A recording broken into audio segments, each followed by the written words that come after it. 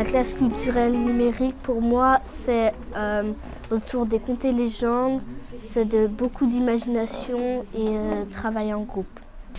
Un projet classe culturelle numérique est un projet qui met en relation des classes éloignées, donc nous à l'échelle du département, et elles répondent aux mêmes consignes, ce qui permet d'avoir un échange entre les classes et d'avoir une diversité de projets.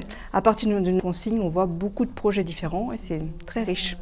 On est arrivé au mois de septembre sans savoir ce qu'on allait faire, hein. C'était un peu la surprise. Et personnellement, moi j'ai vraiment envie de rester dans la surprise. Je prépare pas, j'ai envie que ça vienne des enfants aussi, ce qu'on va faire et comment on va le faire.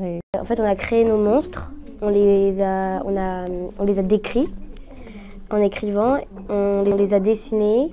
Et ce qui m'a plu, c'est que c'est un peu original, on n'a jamais fait ça. En sport, on a fait des danses. En français, en histoire géo, on a fait des cartes, on a pris des feuilles, on les a chiffonnées et après en fait on a fait des rivières, des villes. Après on les a mis sur le site de Contes et légendes pour qu'il y a aussi plein de classes qui l'ont fait. Et du coup on pouvait voir aussi les travaux des autres classes, des autres écoles. C'est là, c'est présent dans la classe en permanence. On en parle et on va travailler vraiment soit de manière transversale, c'est-à-dire pour arriver à la consigne numéro 2, je ne suis pas partie en me disant voilà, je vais réaliser la consigne numéro 2. Il se trouve que la consigne numéro 2, elle est sur ma route. Et il va y avoir une visibilité du travail des élèves qu'on n'aurait pas avec une autre classe pour lequel ça va rester dans le cahier. Mon monstre, c'est une baleine qui vit dans l'espace, qui est immense, qui mange des planètes et qui va plus vite que la lumière et qui est multicolore. Dans les vertus du projet, il y a l'idée qu'on peut en parler à la maison. C'est la capacité à travailler avec quelqu'un d'autre. Dans les étapes du projet, ils se regroupent. Il faut accepter la parole de l'autre, il faut accepter les choix de l'autre.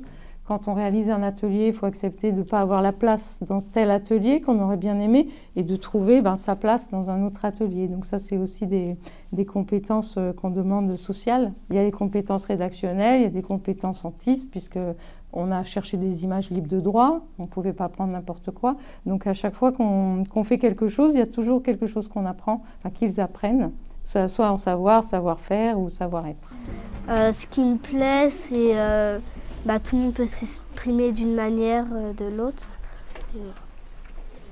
Ce qui me plaît le plus dans ce projet, c'est qu'on peut créer des monstres, on peut être interviewé, on peut aller sur la plateforme en ligne et je trouve ça très sympa.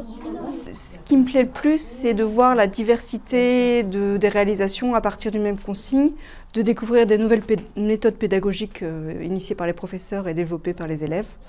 C'est très enrichissant pour moi. J'ai l'impression qu'il y a beaucoup d'interactions, donc c'est vraiment le but de la classe culturelle numérique. Donc là, je pense qu'on a bien gagné notre pari.